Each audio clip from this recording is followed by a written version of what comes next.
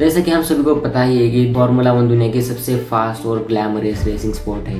High speed cars, billion dollars की teams और fans का एक अलग ही जुनून।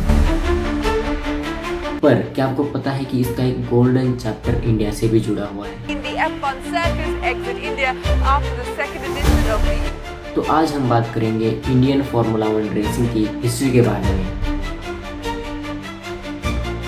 एक ऐसी कहानी जो स्टार्ट पे हुई थी बड़े सपनों के साथ, पर 3 साल में ही खत्म हो। Next year, this event will not happen. And India's not on the calendar for 2020. तो 90s में इंडिया में एक ऐसा स्पोर्ट था जो सबसे ज्यादा देखा जाता था, वो था क्रिकेट, और उसके बहुत बड़ा फैन बेस था और आज भी है। पर 2000 से लेके 2005 के बीच में मोटर स्पोर्ट्स की तरफ लोगों का क्रेज बढ़ने लगा था। क्रिकेट के अलावा भी लोग कुछ और नया देखना चाहते थे और उसी टाइम पे इंडियन ड्राइवर्स ने हिस्ट्री बनाई। नारायण कार्तिकेयन 2005 में F1 रेस करने वाले पहले इंडियन ड्राइवर बने और उसके बाद करण चंदोक भी F1 में आए। इन दोनों ने इंडिया में एक स्पार्क क्रिएट किया, पर अभी भी इंडिया में F1 रेस नहीं हो सकती थी। फाइनली 2011 में एक न्यूज सामने आई। तो अब बात करते हैं हमारे world class Buddha international circuit the dream track के बारे में। फाइनली ये ट्रैक 2011 में बनकर रेडी हो चुका था। इस ड्रीम को रियलिटी बनाया जेपी ग्रुप ने। ग्रेटर नोएडा के यमुना एक्सप्रेसवे पर बनाया गया एक world class racing track Buddha international circuit. इसकी जो कॉस्टिंग है लगभग उस टाइम पे 2000 करोड़ के आसपास आई थी और उसकी जो लेंथ है वो है 5.13 किलोमीटर। और इस रेसिंग ट्रैक को डिजाइन किया था जर्मन आर्किटेक्चर हरमन टिल्के ने। इसके जो स्पेशल हाईलाइट्स थे वो थे 10 to 11 long high speed corner, जो ड्राइवर्स के लिए एक थ्रिलिंग चैलेंज था।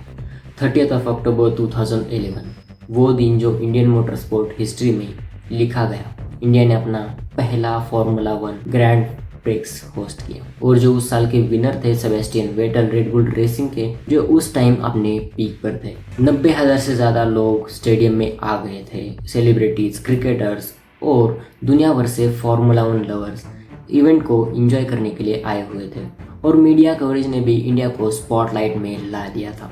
सबको लगा कि एक नया स्पोर्ट है ना स्टार्ट हो गया है, पर ऐसा हुआ। लेकिन इस ग्लैमरस से दिखने वाली चीज़ों के पीछे एक टफ रियलिटी छुपी हुई थी। जेपी ग्रुप को हर साल फार्मूला वन मैनेजमेंट टीम को होस्टिंग फीस के नाम पे 250 से 300 करोड़ रुपए देने पड़ रहे थे और ट्रैक का मेंटेनेंस और ऑपरेशंस की फीस अलग थी, वो थी लगभग 100 करोड़ रुपए।